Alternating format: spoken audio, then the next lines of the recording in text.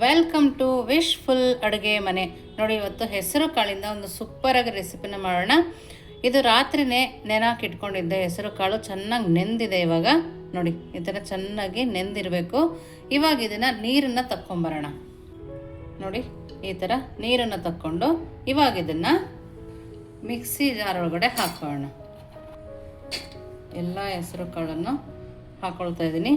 ಈ ಥರ ಮಾಡೋದ್ರಿಂದ ಹೆಲ್ತ್ಗೂ ಒಳ್ಳೆಯದು. ಯಾರು ಹೆಸರು ಕಾಳು ತಿನ್ನಲ್ಲ ಅಂತಾರೋ ಅವರು ಕೂಡ ತುಂಬಾ ಈಸಿಯಾಗಿ ತಿಂತಾರೆ.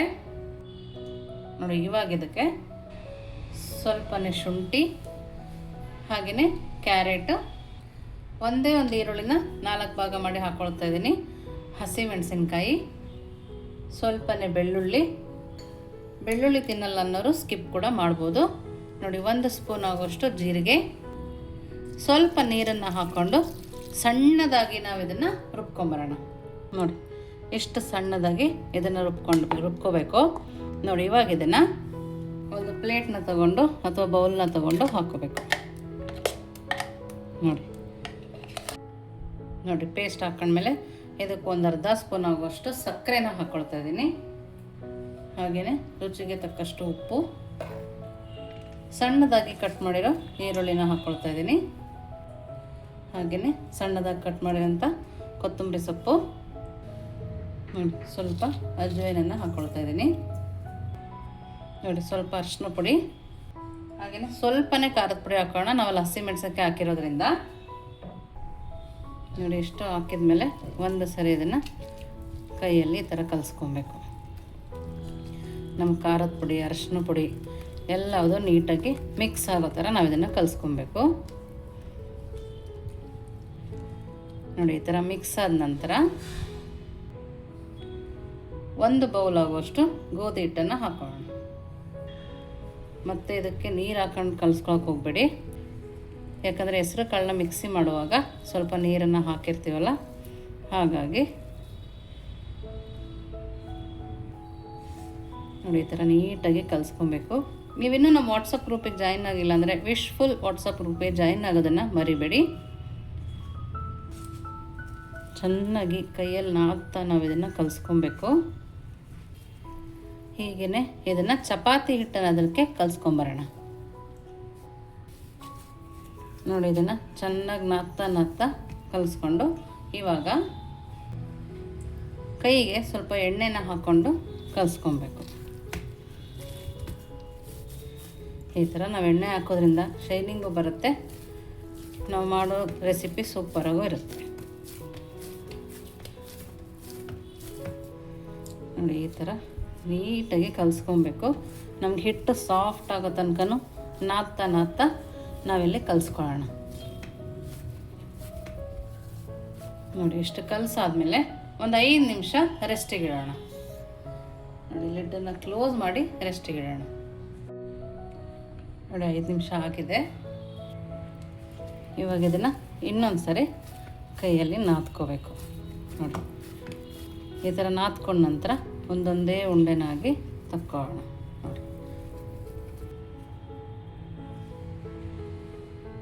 ನೋಡಿ, ಈ ಥರ ಒಂದು ಉಂಡೆನ ತಗೊಂಡು ನೋಡಿ ಸ್ವಲ್ಪ ಹಿಟ್ಟನ್ನು ಹಾಕ್ಕೊಳ್ತಾ ಇದ್ದೀನಿ. ಇವಾಗ ನಾವು ಒಂದು ಉಂಡೆ ತಗೊಂಡ್ವಲ್ಲ, ಅದಕ್ಕೆ ಒಂದು ಸ್ವಲ್ಪ ಕಪ್ಪು ಎಳ್ಳನ್ನು ಹಾಕೋಣ. ಹಾಗೆಯೇ ಸ್ವಲ್ಪ ಕೊತ್ತಂಬರಿ ಸೊಪ್ಪು, ನೋಡಿ ಇಷ್ಟನ್ನು ಹಾಕಿ ಸ್ವಲ್ಪ ಪ್ರೆಸ್ ಮಾಡ್ಕೊಳ್ತಾ ನಾವಿದನ್ನು ಲಟ್ಟಿಸ್ಕೊಳ್ಳೋಣ. ನೋಡಿ, ಹೀಗೆ ಸ್ವಲ್ಪ ಹಿಟ್ಟನ್ನು ಸರಿಕೊಳ್ತಾ ಲಟ್ಟಿಸ್ಕೋಬೇಕು. ನಿಮಗೆ ಯಾವ ಸೈಜ್ ಬೇಕೋ ಆ ಸೈಜ್ ನೀವು ಇದನ್ನು ಲಟ್ಟಿಸ್ಕೊಬೋದು. ಮಕ್ಕಳು ಲಂಚ್ ಬಾಕ್ಸಿಗೆ ಕೊಟ್ಟರು ಸಹ ಇದು ಗಟ್ಟಿ ಆಗಲ್ಲ, ತುಂಬ ಸಾಫ್ಟಾಗಿ ಹೆಲ್ದಿಯಾಗಿ ಇರುತ್ತೆ. ನೋಡಿ, ಹೆಸರು ಕಾಳು ಆಗಿರೋದ್ರಿಂದ ತುಂಬಾ ಹೆಲ್ದಿ. ನೋಡಿ, ಈ ಥರ ಆದಷ್ಟು ಮೀಡಿಯಮ್ ತೆಳುಗೆ ಹರ್ಕೊಳ್ಳಿ. ನೋಡಿ,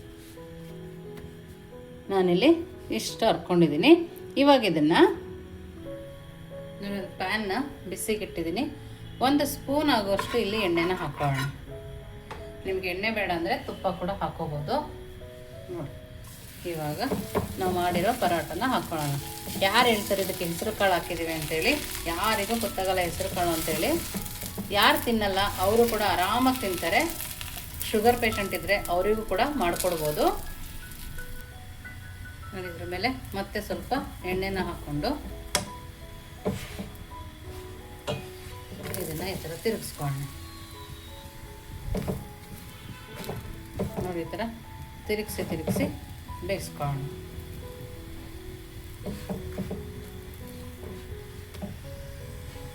ನೋಡೋಕ್ಕೆ ಎಷ್ಟು ಸಕ್ಕದಾಗಿದೆ ಅಲ್ಲ. ಇವಾಗ ಇದನ್ನು ತಕ್ಕೊಳ್ಳೋಣ. ನೋಡಿ ತಟ್ಟೆ ರೆಡಿ ಇದೆ. ನಾವು ಮಾಡಿರೋ ಸೂಪರ್ ಆಗಿರೋ ಪರಾಟ ರೆಡಿ ಇದೆ. ನೋಡ್ತಾ ಇದ್ದೀರಲ್ಲ ಎಷ್ಟು ಚೆನ್ನಾಗಿ ಕಾಣಿಸ್ತಾ ಇದೆ. ನಾವು ಹೋಟೆಲ್ಗೆ ಹೋಗಿ ತಿನ್ನಬೇಕು ಅಂತಲೇ ಇಲ್ಲ, ಮನೆಯಲ್ಲೇ ಈ ಥರ ಸೂಪರಾಗಿ ಮಾಡ್ಕೋಬೋದು. ಇದ್ರ ಮೇಲೆ ಬಿಸಿ ಬಿಸಿ ಬೆಣ್ಣೆನ ಹಾಕ್ಕೊಂಡು ತಿಂತಾ ಇದ್ರಂತೂ ಸೂಪರ್ ಅಂತಲೇ ಹೇಳಬೇಕು.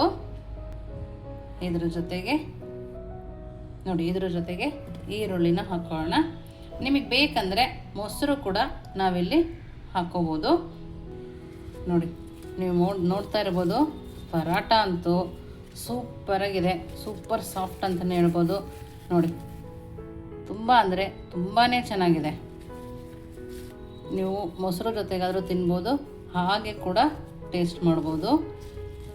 ನೋಡಿ